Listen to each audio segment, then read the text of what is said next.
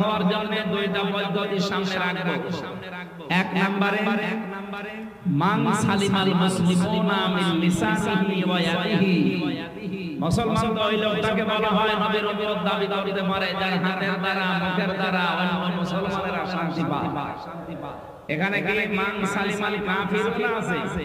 না, মান সালিমাল মুসলিমুনা, যেই মুসলমানের হাতের দ্বারা মুখের দ্বারা মুসলমান শান্তি পায়। সুতরাং যারা কাফের, যারা মুশরিক, তারা মুসলমানের হাত থেকে 100% শান্তি পাবেন না, সেইটাই পায় না। শান্তি পেতে হলে জিজিয়া দেওয়া লাগবে। আমার কথার অর্থ বোঝেন? আমি ওইদিকে নাই গেলাম। হাত মানে শুধু এই হাত না, এটা ক্ষমতার হাত, আইনের হাত, প্রভাব প্রতিপত্তির হাত হতে পারে। এই সমস্ত হাত দিয়ে যেন কোনো মুসলমানের ক্ষতি না হয়। মুখ দিয়ে, মুখের এই কথা দিয়ে, মুখ মানে শুধু এই মুখ না, আরো বিভিন্ন রকমের মুখ আছে। মেয়ে যদি কারো বেরিয়ে যায়, বাবা মানুষকে কি বলে যে আমার মুখ দেখানোর কায়দা মুখ দিয়েই বলেন। কিসের মুখ? সম্মানের। বলেন। কেউ যদি কিছু অঘটন করে ফেলে, তার বাবা বলে আমার নাক কাটা গেল। নাক মানে এই না, কিসের না? সম্মানের। সুতরাং মুখ মানে শুধু এই মুখ না, সম্মানের মুখ আছে বিভিন্ন রকমের। থানায় ওসি একজনকে ধরে পিটাচ্ছে, সেকেন্ড অফিসার।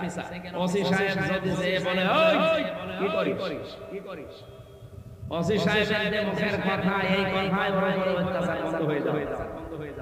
তাহলে এই জায়গায় ওসি সাহেবের হাত মানে এই হাত না, ওখানে হাত মানে ওনার মুখের যে সম্মান, কথাবার্তা বের করে ওনার যে পাওয়ার আছে, চেয়ার আছে, ওইটা।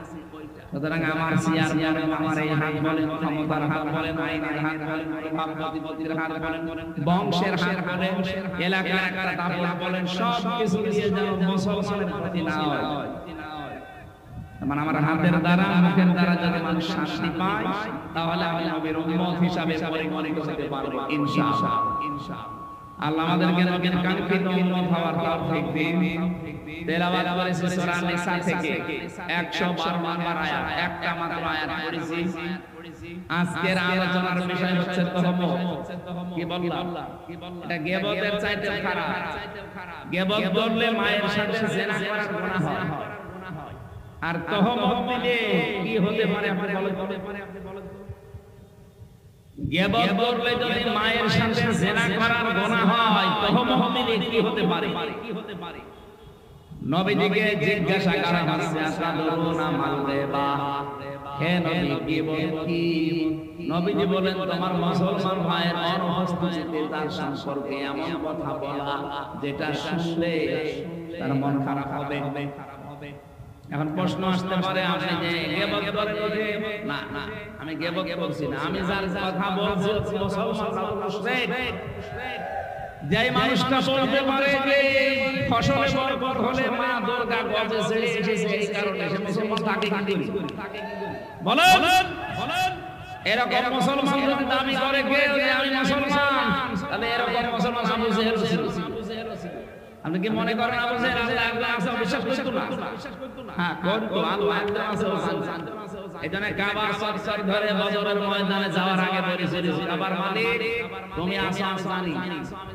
বদরের ময়দানে যাচ্ছে আবু জেহেল যে বলছে কাবার সর দাঁড়িয়ে, ওই যে মুগদাজা নামক যে জায়গাটা, কাবার দরজা, ওখানে ধরে দোয়া করলে কবুল হয়ে যায়। ও দোয়াটা করেছে কিভাবে? হাদিস এটা কাবার মালিক তুমি আসো, আমি জানি। বদরের ময়দানে অস্ত্র নিয়ে যাচ্ছে যুদ্ধ করার জন্য মুহাম্মদের বিরুদ্ধে। সত্যের পক্ষে যে আছে তাকে তুমি বিজয় দিও। কারণ সত্যের পক্ষে তো ছিল না, সত্যের পক্ষে যে ছিল আল্লাহ তার বিজয় দিয়েছে। ওর কথা আল্লাহ শুনেছে। এবার আসেন দ্বিতীয় প্রশ্নে। আমি যে বললাম এই মানুষ মুসলমান নামধারী, অনেকে প্রশ্ন করে উনি হাজী সাহেবা হজ করে এসেছে, আপনি মুশরিক বললেন মানে? আরে ভাই, ও তো হজ করেছে কয়বার? আবু জেহেল কাবার সভাপতি ছিল। আলা ইন সাআলতাহুম মান খালাকাস সামাওয়াতি ওয়াল আরদা লা ইয়াকুলুনা আল্লাহ। হে নবী আপনি যদি আবু জেহেলকে জিজ্ঞাসা করেন আকাশ আর জমিন কে বানিয়েছে ও বলবে আল্লাহ বানিয়েছে। এটা কোরআনের আয়াত লা ইয়াকুলুনাল্লাহ নামে তাদের নুনে সাকিলা ও গ্যারান্টি দিয়ে বলবে কে বানিয়েছে মানে আল্লাহ বানিয়েছে। তাহলে আবু জেহেল আল্লাহ একজন আছে বিশ্বাস করতো না করতো না তারপরও সে কাফের মুশরিক কারণ কি আল্লাহর শক্তির সাথে অন্য শক্তিকে যোগ আল্লাহর আইনের সাথে অন্য আইনকে যোগ করতো আল্লাহ যেটা পারে অন্য কেউ পারে বিশ্বাস করতো যেমন উনি করেছে ফসলে বরকত হওয়ার পরে মানুষকে খুশি করার জন্য বলি ফেলেছে মা দুর্গা গজে চড়ে এসেছে এজন্য আবার ফসলের বরকত হয়েছে এই কথাটা আবু জেহেলের এক কথা বলে না কেন সে লাল জামানাতের হবলের পূজা করতো আর এখন আমরা পূজা করছি মানুষ পূজা। সুতরাং ১৫০০ বছর আগে আবু জেহেলের কর্মকাণ্ডের সাথে এই ২৪ সালের কর্মকাণ্ড কারো যদি মিলে যায় সে আর মুসলমান নেই সে মুশরিক। আমি যে গীবত করছি আমি কোন মুসলমানের না তার এই কথাগুলো তুলে ধরলে আগামীতে কোন মানুষ যেন আর মুশরিক না হয়। চার জায়গায় কথা শোনা যায় আছে যেই সন্তান এই ভালো করে শুনবেন যেই সন্তান সমর্থ থাকার পরও তার মা বাবার খেদমত করে না তাদের খরচ দেয় না সেই সন্তানের নাম ধরে কথা বলা যায় এটা গীবত হবে না কথা বুঝতেছেন যেই সন্তান তার সমর্থ আছে সমর্থ নেই সেটা আলাদা কথা সমর্থ থাকার পরে শক্তি আছে সমর্থ আছে বড় মা বাবার খেদমত করে না মা বাবার খরচ দেয় না এই সন্তানের নাম ধরে জনগণকে সতর্ক করা যায় এটা কিন্তু এরকম বলা লাগবে যে এই সন্তান কিন্তু এরকম মা বাবার খেদমত করা নফল না ফরজ কেমন ফরজ নামাজের মতো ফরজ কথা বুঝতেছে আপনার বউ যদি আপনার মা বাবার খেদমত না করে বড় গুনাহ হবে না কারণ শ্বশুর শাশুড়ির খেদমত করা তাদের পেছনে খরচ করা এটা স্ত্রী হিসাবে তার দায়িত্ব না এটা ফরজ না তার নৈতিক দায়িত্ব আছে একটা সেটা করে সওয়াব পাবে না করলে গুনাহ হবে না কিন্তু আপনি সন্তান আপনি ছেলে হোক আর মেয়ে হোক সন্তান হিসাবে মা বাবার সেবা করাই লাগবে সমর্থ থাকলে খরচ দেওয়াই লাগবে এটা নামাজের মতো আমরা অনেকে উদাসীন এই ব্যাপারে আশা করছি আপনি বুঝতে পেরেছেন। দুই নম্বরে জালেম যারা জালেমের জুলুম থেকে জনগণকে সতর্ক করার জন্য ওই জালেমের নাম ধরে জনকে কথা বলা যায় না। আমি যাদের নামে কথা বলি তারা কি আল্লাহ ফেরেশতা সবগুলো জালেম বলেন আমি সতর্ক করার জন্য বলছি এরকম জালেম যেন পৃথিবীতে আর কোনোদিন আমাদের চেয়ারে না বসে। আমার ভাইরা কোরআনে কারীমের সূরা নেসার ১১২ নম্বর আয়াতের তাফসীর করার জন্য বসেছি।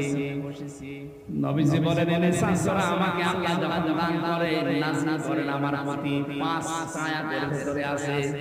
আমি এত বেশি খুশি হয়েছি ৫ আয়াতে পুরা দুনিয়াও যদি আমাকে দিয়ে দিত আমি এত খুশি হতাম না। এর এক নম্বরে সূরা নিসার ৪০ নম্বর আয়াতটা ইন্নাল্লাহা লা ইয়াযলিমু মিসকালা যাররা ওয়া ইয়াতাকু হাসানাতান ইউদাইফহা ওয়া ইউতি মিন লাদুনহু আজরান আযীমা। অবশ্যই আল্লাহ এই পৃথিবীতে কারো উপরে যারা পরিমাণ ওজন করেন না। কি পরিমাণ যারা কি এটা বহুদিন শুনেছেন ফামাইয়ামাল মিসকালা যাররাতিন খায়রান ইয়ারা ওয়া মাইয়ামাল মিসকালা যাররাতিন শাররান ইয়ারা। যারা শুনেননি যারা কারে বলে সকালবেলা ঘর ঝাড়ু দেওয়ার পরে দরজা জানালা খুলে দেবেন সূর্যের আলো যখন উঠবে দেখবেন ছোট ছোট কোনা কোনা ঘরের ভিতরে কি আসছে দেখেছি ওটাকে যদি কেউ ৭০ টুকরা করে একটা কোনাকে ৭০ টুকরা করার পরে এক টুকরার নাম আরবিতে বলা হয় যাররা। আল্লাহ বলেন এতটুকু পরিমাণ আমি কোন মানুষের উপরে সৃষ্টি জগতের উপরে জুলুম করি না। জোরে বলেন সুবহানাল্লাহ। কেউ যদি দুনিয়ায় একটা ভালো কাজ করে আমি আল্লাহ নিজের পক্ষ থেকে তাকে তবে সওয়াব দান করি। ওয়াইন তাকু হাসানাতাই ইউদাইফা, ওটা বাড়িয়ে করে দেয়। ওয়াইয়ুতি মিন লাদুনহু আজরান আযীমা, এই যে আযীম, আর তার জন্য বিশাল এক পুরস্কার আমি আল্লাহ রেডি করে রাখি। জোরে বলেন সুবহানাল্লাহ। এজন্য দুনিয়াতে আমরা যদি কোনো ভালো কাজ করি মনে করবেন ভালো কাজের কমপক্ষে দুইটা পুরস্কার, এক নম্বরে ডবল হওয়া, দুই নম্বরে বিশাল পুরস্কার আল্লাহর পক্ষ থেকে পাওয়া। সূরা নামের ভেতরে একটা আয়াত পেয়েছি, মামা জাবিল হাসানাতি ফালাহু আশরু আমসালিহা। কোন মানুষ যদি দুনিয়ায় একটা ভালো কাজ করে আল্লাহ পাক ওইটা বাড়াতে বাড়াতে কমপক্ষে 10 গুণ থেকে 700 গুণ বেশি করে দেয়। জোরে বলেন সুবহানাল্লাহ। মসজিদে নববীতে বসে আছেন নবীজি, এক ব্যক্তি এসে বলে, হে রাসূল আমি খোদার দাও আমাকে কিছু দেন। নবীজির পকেটে হাত দেওয়ার পরে দিরহাম পেলেন। হযরত ওমরকে জিজ্ঞাসা করলেন আমি কি এইটা দেব? হযরত ওমর বললেন ঠিক আছে দিয়ে দেন। নবীজি দিয়ে দেওয়ার পরে লোকটা চলে গেল। বিশ্ব নবীকে হযরত ওমর বললেন, হে নবী আমি যদি নিষেধ করতাম তারপর আপনি দিতেন, আপনি আমার জিজ্ঞাসা করে দিলেন কেন? আল্লাহর নবী বলেন, ওমর আমি তো দান করার পরে সওয়াব অলরেডি পেয়ে গেছি, তুমি যে আমাকে বলার পরে একটু সহযোগিতা করলে এইজন্য আল্লাহ তোমাকে সওয়াব থেকে বঞ্চিত করেনি। এজন্য আজকের এই ভালো কাজটা যারা সাজিয়েছে কোরআন প্রচার হবে, যারা সহযোগিতা করেছেন যে যেভাবে হোক প্রত্যেককে সওয়াবের অধিকারী করে। জোরে বলুন সুবহানাল্লাহ। সূরা নিসার 41 নম্বর আয়াতটা বেনজিয়াতে খুশি হয়েছিল। বিশ্ব নবী বলেন तमाम দুনিয়া দিয়ে দিলে আমি এত খুশি হতাম না। দ্বিতীয় নম্বরে পেয়েছি সূরা নিসার 31 নম্বর আয়াত, ইনতাজিতানু কাবাইরা মা তুনহাউনা আনহু নুকাফির আনকুম সাইয়্যাতিকুম ওয়া নুদখিলকুম মুদখালান কারীমা। এই পৃথিবীর মানুষেরা যদি বড় বড় গুনাহ থেকে বেঁচে থাকতে পারো, আমি আল্লাহ পাক বলছি ছোটখাটো অপরাধ নিজের পক্ষ থেকে মাফ করে দেব।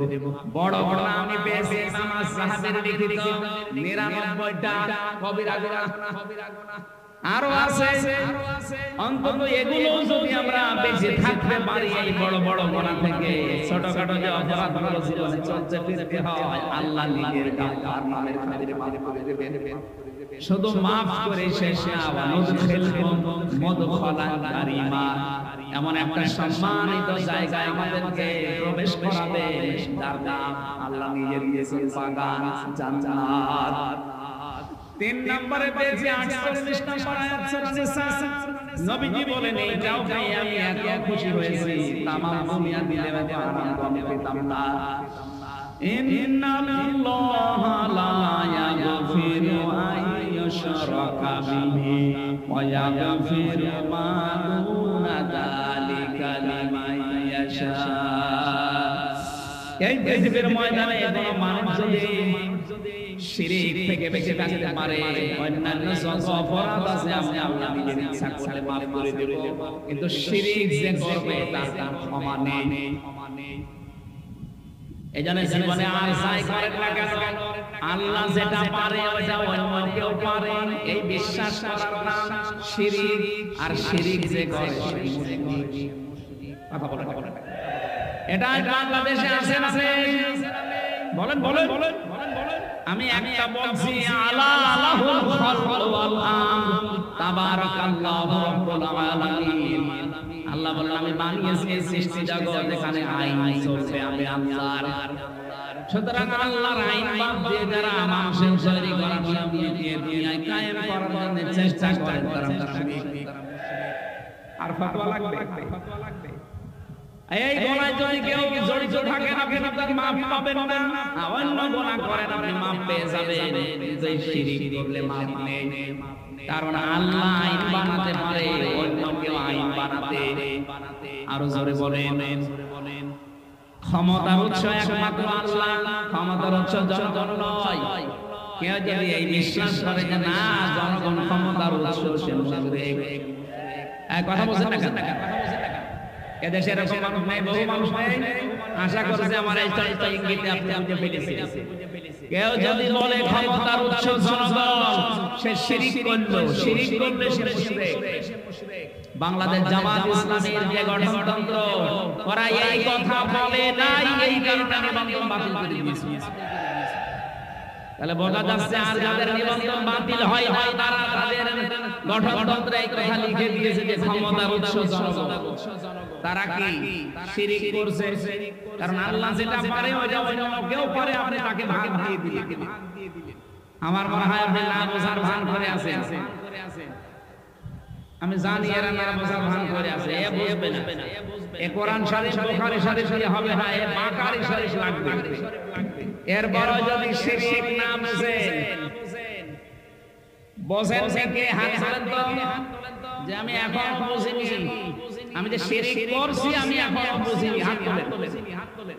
ওই যে দুই হাত তুলেছো, এদিকে আসো, ছোট কোদাল দিয়ে বলো, ওটা পাগল।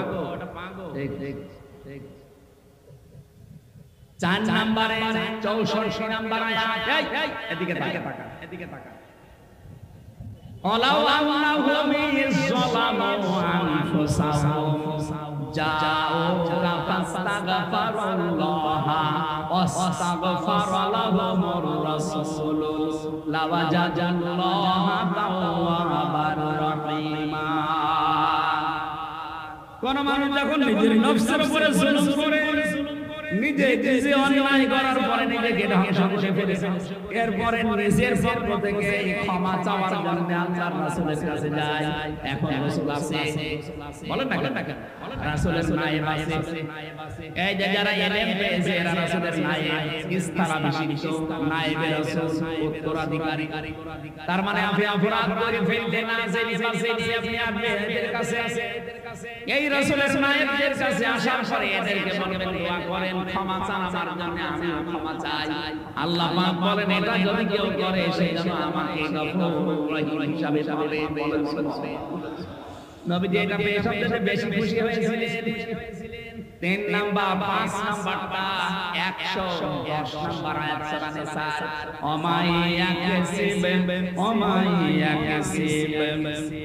ومن يعمل سوءا أو يظلم نفسه ثم يستغفر الله يجد الله غفورا رحيما। কোন মানুষ যখন এই পৃথিবীতে অন্যায় কাজ করে অথবা জুলুম করে ফেলে নিজের প্রতি, সুম্মা ইস্তাগফিরুল্লাহ, অথবা আল্লাহর কাছে ক্ষমা চায়, ইয়াজিদিল্লাহা গফুরুর রহিমা, সে আল্লাহকে ক্ষমাশীল হিসাবে পাবে। এই 5টা আয়াতে আল্লাহর নবী সবচাইতে বেশি খুশি হয়েছিলেন। তিনি মাঝে মাঝে বলতেন সূরা নিসার এই 5টা আয়াত তামাম দুনিয়া দিয়ে দিও, আমি এত খুশি হতাম না। বলেন সুবহানাল্লাহ। সেখান থেকে মাত্র একটা আয়াত আমরা পড়লাম, কোন মানুষ যদি নিজে অপরাধ করে, পাপ করে, এই পাপটা নিজে করে, অপরাধ নিজে করে, আর একটা নিরপরাধ মানুষের উপরে দোষটা চাপিয়ে তার বিরুদ্ধে ফেলে দেয়,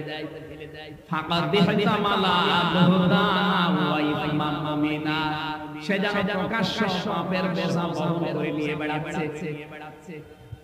আরে এই আয়াতটা আমার মনে হয় সবচেয়ে বেশি মিলে যাচ্ছে বাংলাদেশের সাথে। 15.5 বছর এটা বেশি হয়েছে। নিজে অন্যায় করে, নিজে পাপ করে, আর একটা নিরপরাধ মানুষের মাথার উপরে দোষটা চাপিয়ে তার বিরুদ্ধে ফেলে দেয়। এক কথা বলছেন, কে কিছু জানে না, ঘরে ঘরে নিয়ে আসে, চোখ খুলে দেখে জেলখানায়। কি গো ওই গাছ কাটছিস কখন? স্বপ্নে। হ্যাঁ, এই যে গায়ের মামলা সেগুলো এইভাবে হবে না। আরে ভাই আমি গাছ কাটলাম কখন? গাড়িতে আগুন লাগিয়েছি কখন? স্বপ্নের ভেতরে স্বপ্নে আগুন দিয়েছি, তাও মামলা হয়ে যাচ্ছে। আমার যে মাসেলা ছিল সেটা শুনেননি?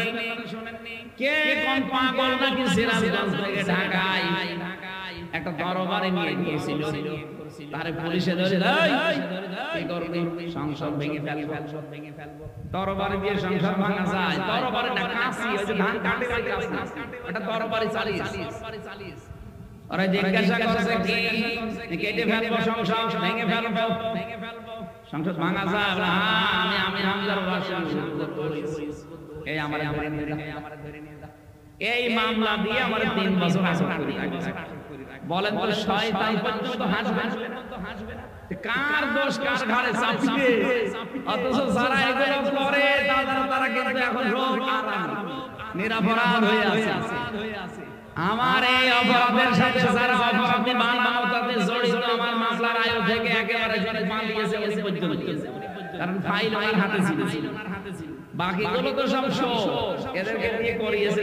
তাই যারা এই অপরাধ করলো, যারা অপরাধ করেছেন, আমি যদি ক্ষমা না করি, আপনাকে দিয়ে আল্লাহ এরকম একটা অপরাধ করাবে, তারপরে মরণ হবে। এই জন্য এমন কোন দোষ একজনের উপরে চাপিয়ে দেবেন না যে দোষ সে করে না। এটা সবচেয়ে এখন বেশি সামাজিক যোগাযোগ মাধ্যমে বেশি হচ্ছে। যে লোকটা যে কাজের সাথে জড়িত না, তার নামে দোষটা চাপিয়ে আন্দাজে একটা মিথ্যা তথ্য ছড়িয়ে তার মান সম্মান নিয়ে সিনেমা লেখা হচ্ছে। আপনাকে দিয়ে আল্লাহ অপরাধ কিন্তু দুনিয়ায় আগে করাবে, এরপরে আপনার মরণ হবে। এটা মনে রাখবেন। এটা সূরা হুমাযার তাফসীরে আছে। আল্লাহ বলেন সর্বনাশ, ধ্বংস হয়ে যাক প্রত্যেকটা ব্যক্তি। কোন প্রত্যেক ব্যক্তি? যারা সামনে পেছনে মানুষের দোষ চর্চা করে। আরে ভাই, আমি তো নিজেকে নিয়ে চিন্তা ভাবনা করে শেষ করতে পারি না, মানুষকে নিয়ে ভাববো কখন? আর ফেসবুকে যারা লেখালেখি করে দেখেন নিজের ভেতরে হাজার দোষ, সেটা খুঁজে পাই না। কোথায় কোথায় কোন জায়গায় কি হয়েছে সেইটা নিজের চিন্তায় তো শেষ করে সময় শেষ করা যায় না, অন্যের পেছনে লাগে। মাওলানা মিজানুর রহমান আজহারী এটা বেশি বলে যে ভাই আমার নিজের চিন্তায় তো সময় দিতে পারি না, আপনার পেছনে সময় দিতে পারি। এমনি কয় বছর হায়াত পেয়েছি, এই হায়াতে আমার নিজের জীবনটা এখন সংশোধন করতে পারলাম না, আর আমার নিজের ভেতরে যে দোষ আছে এইগুলো এখন আমি মুক্ত হতে পারি না। আমারই কাজ আমি একদম আলাদা লেগে বসে আছি। হ্যাঁ, আপনি দেখেন ফেসবুকে যারা এগুলো ছড়ায় বিভিন্ন মানুষের নামে চরিত্র ঠিক আছে, একটারও চরিত্র। আমি সেই কয়েকজনের নাম বললাম না, জানি দেখি এগুলো মানুষের পেছনে লাগে, এদের একটারও চরিত্র ঠিক নেই। চরিত্র ঠিক নেই মানে শয়তানি, তাই তো খারাপ। ফামানি বাতাগা ওয়ারা যালিকা ফাউলাইকা হুমুল আদুন। এই আয়াত কোরআনে নেই? কয়বার আছে? একবার, দুইবার। অসংখ্য জায়গায় আল্লাহ আয়াতটা দিয়েছেন ফামানি বাতাগা ওয়ারা যালিকা ফাউলাইকা হুমুল আদুন। কেন? যে নিজের জায়েজ স্ত্রী থাকার পরও যারা অন্য কাউকে কামনা করে, অন্য কারো সাথে গোপনে লাইন লাগায়, এ মানুষগুলো সীমা লঙ্ঘনকারী। যারা আলেমদের বিরুদ্ধে, বিভিন্ন ওলামাদের বিরুদ্ধে ফেসবুকে লেখালেখি করে, দেখবেন ওদের চরিত্র কোথায় যায়। 14 জনের সাথে লাইন করছে তারা, নিজের চরিত্র সংশোধন করার কোনো খবর নেই, শুধু দেখে আছে হুজুর। আপনাকে যে আল্লাহ এইরকম অপরাধ করাবে যদি কার কামে উল্টাপাল্টা দোষ চাপিয়ে দিয়ে। ইমাম মালিক রাহমাতুল্লাহ আলাইহির জামানার একটা কাহিনী পড়েছিলাম তাফসীরে। কি সমস্যা? আরে ভাই সময় তো অল্প, কখন কি করব? আমি বললাম যে আসরের নামাজটা পড়ে একবার উঠি না, আপনারা তো এর মাঝখানে এমন সময় কিভাবে কি করব? আজ শেষ করা লাগবে না। এটা দিয়েছেন তো একটা উদ্দেশ্য নিয়ে, মানুষ জানতে কিছু বোঝে নাকি খালি টাকা ধান্দায় আছে? আমাদেরকে টাকা দেওয়ার দরকার নেই। কালে ফেরান কি করবে? আমি আজ শেষ করব না, কালে ফেরান করব।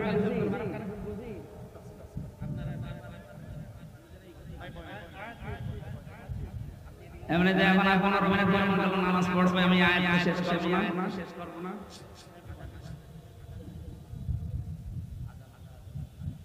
আজান হচ্ছে, এই ভাগে আপনারা এই যে যারা টাকা পয়সা এর আগে থেকে এগুলো কমপ্লিট করে নিতে পারে না, এক দেড় মাস 2 মাস আগে মাহফিল কি করেছেন তখন? যা করবেন খরচ একবার আগে থেকে তুলে নেবেন। মাহফিলে এসে কালে কালে মাহফিল গুলো আনবে না, ঝামেলা এগুলো এসে আমি কথা বলতে পারি না, মাঝখানে 2-3 বার খালি ধাক্কা মারে।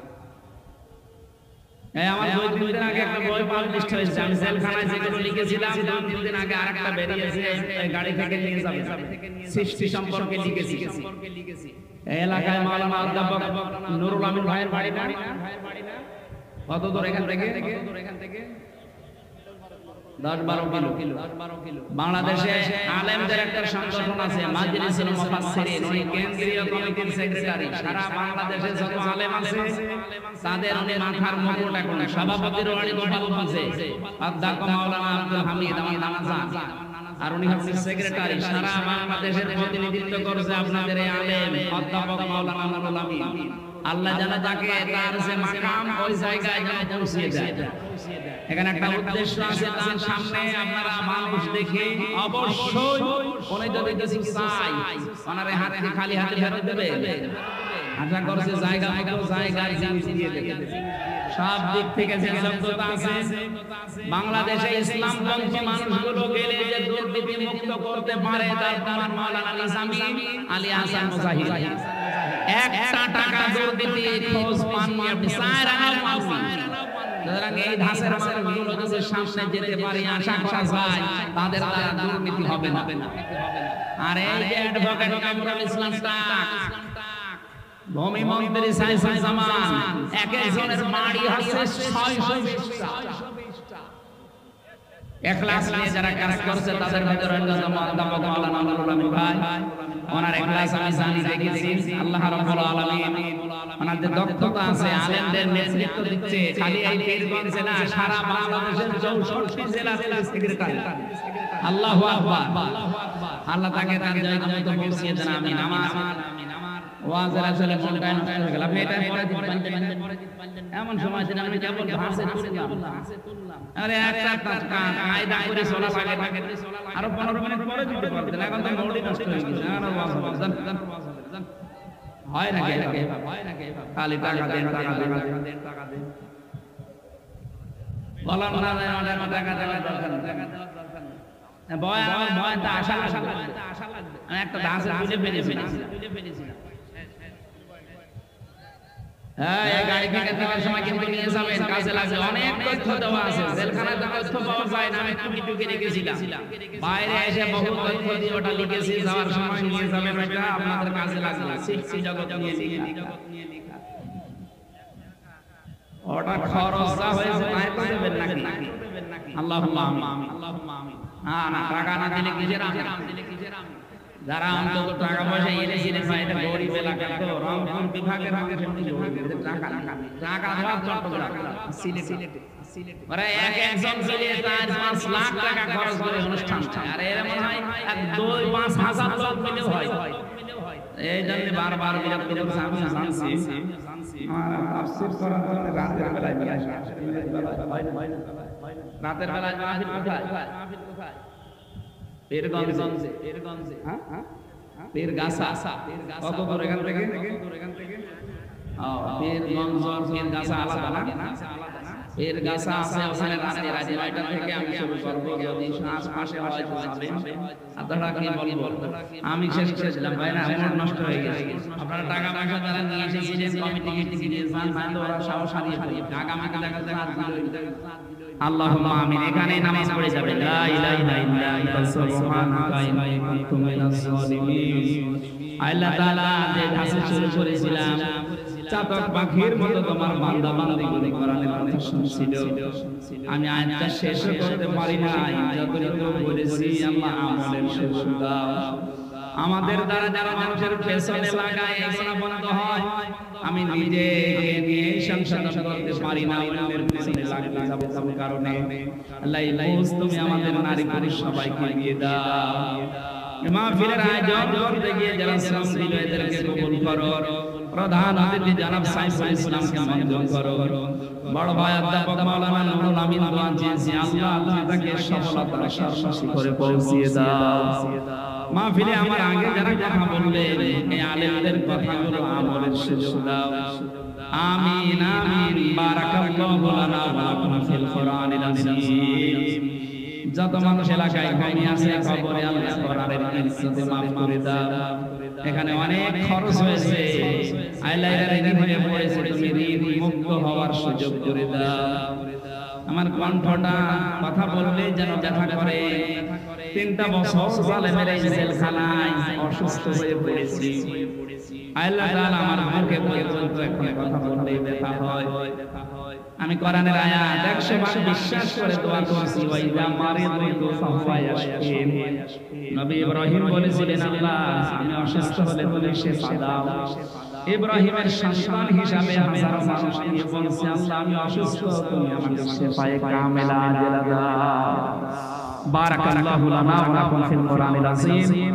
আলহামদুলিল্লাহি রাব্বিল আলামিন। নামাজের সময় আর নেই।